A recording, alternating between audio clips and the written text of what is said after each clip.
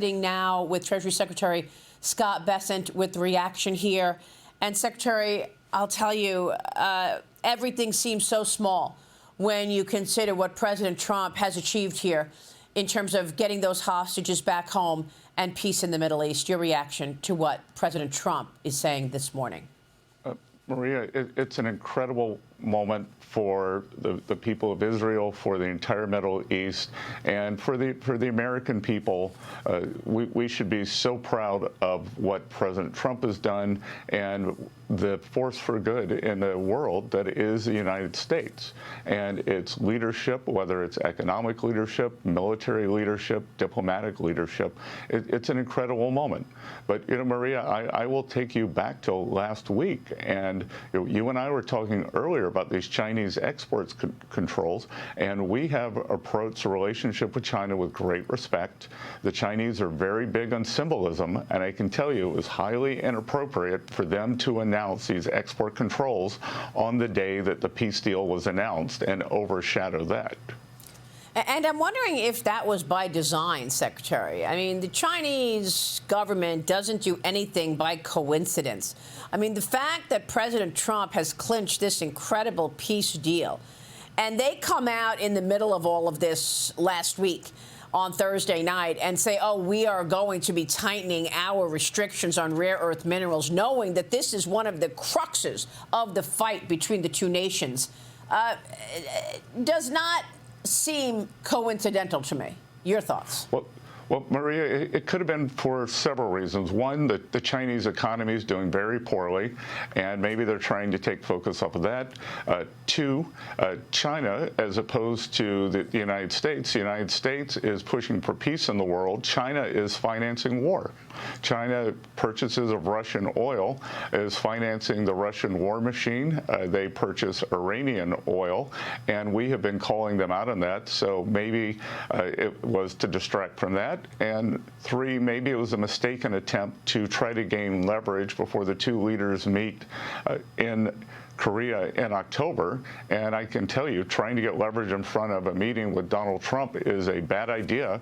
And he turned the tables with his two very good tweets on Friday, talking about raising tariffs and implementing in any sanctions that we need to. Yeah. So it was a miscalculation, but we are communicating now. I am confident that we can move forward. Yeah. So what does that look like? Are you saying that the meeting between Xi Jinping and President Trump is still on, and you are going to wait to implement any of these sharper tariffs that you've discussed here, 100% tariff on Chinese imports, until after that meeting on November 1st? Yes, that's the signal that the president has given. He did say in his ex post, or excuse me, in his truth post, that he could always pull it forward. But the idea is to give them time to meet and talk this out. They have a very good relationship, and I believe that the president thinks that this may have been, from a lower level official. The Chinese system is quite brittle, so this may not have come from Xi Jinping himself. This may have come, from a Chinese hardliner. They have hardliners on their side too, who are always trying to undermine the relationship. I see. Interesting. And of course, here we are entering a third week of the government shutdown. Again, seems very, very small compared to what we're hearing from our commander-in-chief this morning. But I want to get your take on why this is happening, because the Smithsonian museums, the research centers, the National Zoo, all temporarily closing yesterday. Federal employees receiving notices that they will be laid off in 60 days. But my sources are telling me that the whole reason that the Democrats are doing this is because they want to be there for next weekend's No King's March in Washington, where you're going to see these activists march in Washington this coming Saturday. One senator told me that the groups are threatening Minority Leader Schumer, telling him, you better do this and keep the government closed, or we will make you irrelevant. And so do you believe that's what this is about? It's more theatrics than really any, marriage to these Obamacare subsidies? Well, Maria, the American people are being held hostage by Chuck Schumer's poll numbers. Why did he go with a clean CR in the spring? What's changed is his poll numbers versus AOC have collapsed. And if in fact they are waiting for this No Kings protest, no kings means no paychecks. No paychecks and no government. And Maria, I think the dirty secret here for why this has dragged on for so long is the Democratic friends in the mainstream media have been downplaying this shutdown. And this is getting serious. It's starting to affect the real economy. It's starting to affect people's lives. And if this were the Republicans who were engineering the shutdown, and make no mistake that Mike Johnson, Speaker Johnson, and the House passed a clean CR. Leader Thune calls a vote every night, and 3 Democrats have crossed the aisle. John Fetterman, I believe, was on your show yesterday. Yes, that's and right. Senator Fetterman said, we got to reopen the government. So we just need a few more Democrats to get away from the radicalized left. But clearly, that's the wing that's taken over the party, and they've been unable to stop President Trump in the courts, in the media. So now they are using a government shutdown to stop his initiatives. President Trump is doing peace deals, trade deals, and tax deals. And the mainstream media refuses to respond to how serious this situation is because they don't want to embarrass the Democrats. If this was a Republican shutdown, this would sound like it was the end of the world. One of my sources told me that they have huge IPOs that they want to go forward with. They've got deals that they are waiting to take public, and yet they can't do any filings because the Securities and Exchange Commission is closed. So, Secretary, at some point, this becomes a serious national security issue, does it not? And an economic issue for America. It's a security issue. It's an economic issue. And look, Maria, yesterday was National Farmers Day. This administration wants to do something for our farmers. China has chosen to decouple on the ag side, which just tells you, the other thing that President Trump and everyone in the cabinet is working on is food security. But the Chinese have, unfortunately, turned our soybean farmers into pawns. They're trying to manipulate them, and our farmers overwhelmingly back President Trump. They know that he has their back, and we can't implement the programs. We want to stabilize the farmers' finances. We want to use the Farm Credit Bureau to give them the credit for next year's plantings, but they want to cater to the radical left. As I call them, the 2 guys from Brooklyn, the Schumers and Jeffries. They don't care about the farmers. All they care about are their jobs. I read the other day that one of these hard left New York City councilmen may primary the Representative Jeffries. So what a mess. Well, look, again, it is absolutely shameful as we watch President Trump talk in Jerusalem to the Israeli parliament. We've got these 2 senators telling me what this is really about, and the Democrats are wanting this shutdown to continue so that they could show that they, quote unquote, got Trump and fought Trump by being part of this No Kings rally, which is planned on Saturday in Washington next week. Here's Bill Hagerty from Tennessee and John Fetterman from Pennsylvania. Watch this. But Chuck Schumer's waiting, I hear, until next Saturday when the big march in Washington takes place, the No Kings March. This way he can appease the radical left of his party to show that he's willing to fight Trump to every end. No matter what happens to the American public, he's willing to sacrifice all of that for his own political career. So you think that this is all political and he just wants to be able to go on that No Kings rally and stomp his chest saying, I'm fighting Trump, regardless of what's happening with citizens who are not getting paid? Maria, you summed it up. I think that's an excellent summary. This is all about politics. It's about Chuck Schumer's political future. It's not about who's losing or who's getting more of the blame or anything. For me, what I really cares about is it's a core responsibility for me as a U.S. Senator to vote to make sure and keep our government open, and then we can figure out all these other priorities. That's democracy. That's democracy. Shutting our government down, that's the wrong message for the world, for Americans as well, too. Secretary, but I know that President Trump is also dealing with this, and you have made plans to ensure that the military does get paid. Secretary, where does that money come from? Is this tariff revenue? How will you manipulate the money so that our military does not miss a paycheck on October 15th? Well, Maria, as Vice President Bessent said yesterday on your show, we're having to prioritize payments. So we are having to hold back on some payments so that the brave men and women in the U.S. military can get paid. So we are having to shuffle things around. We are having to furlough workers here in D.C. and around the country. We had friends visiting from my hometown. They had to run to the zoo here in D.C. on Saturday because now it's closed down.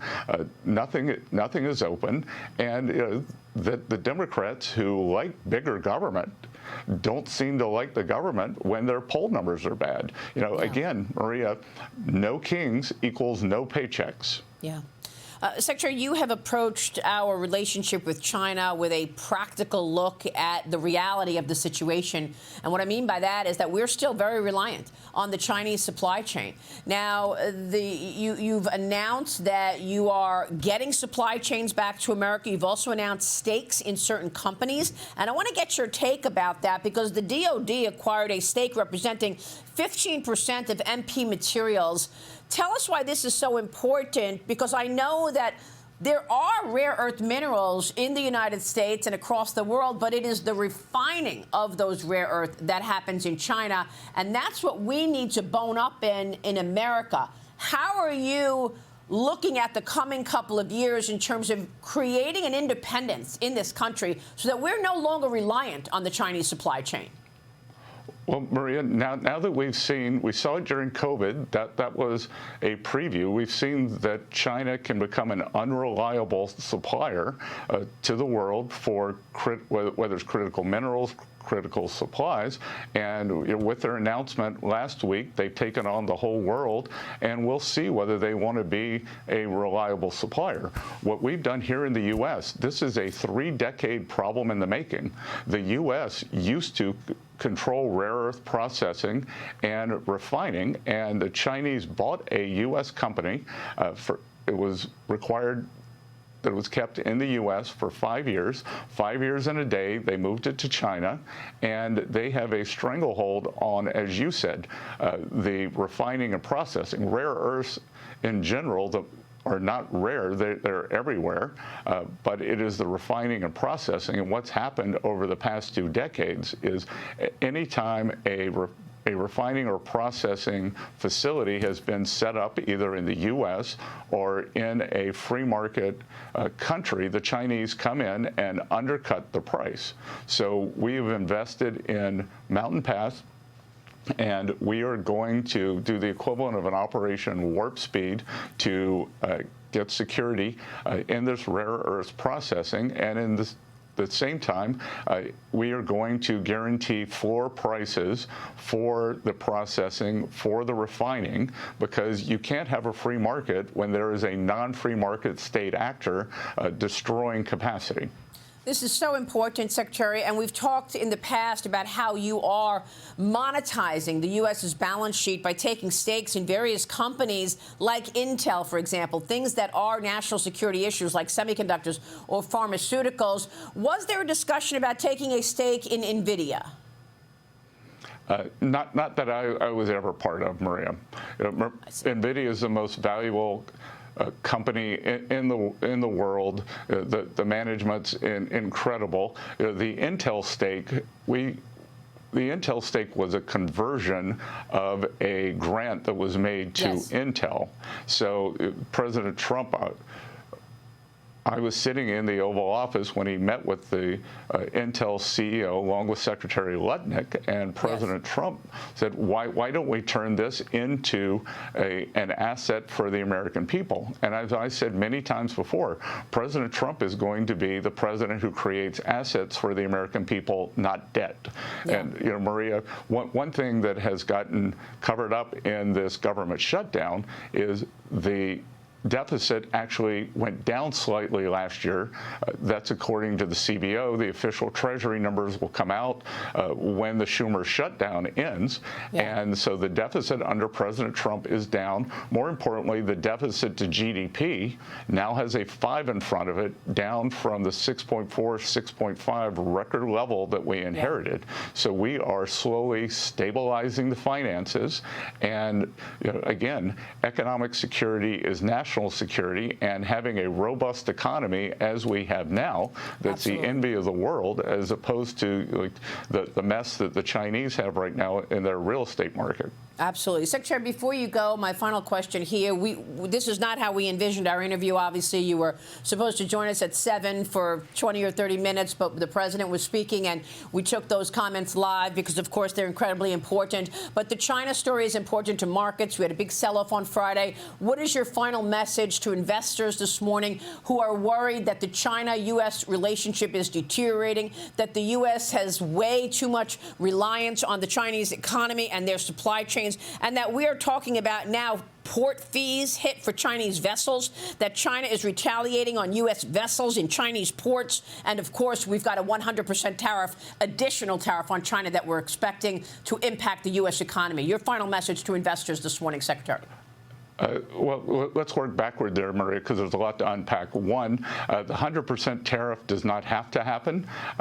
As I said, there'll be working level talks this week, and I imagine that I will have some contact with my counterpart, and then the two leaders will meet. The relationship, despite this announcement last week, is good. Lines of communication have reopened, so we'll see where it goes. We are going to stand firm and reject these licensing requirements, because this is for the whole world. A group of bureaucrats in China cannot tell us and our allies how to run our supply system. Two, we are taking sound measures to right this problem, and we don't want to have to flex and show the Chinese that we, as President Trump says, we do have more cards, whether it's on software, whether it's on minerals, whether it's on financial services. And then three, we are seeing here today that it was an honor to be able to watch President Trump at the Knesset, and with the great team that he's assembled, and we can see the great momentum that we have here, despite the Democrats trying to slow him down. Yes, absolutely. Secretary, an historic day, an historic conversation. We so appreciate your time this morning, Treasury Secretary Scott Bessent. Thank you, sir. And we welcome you back soon when we have less of this breaking news situation around us. Thank you, sir.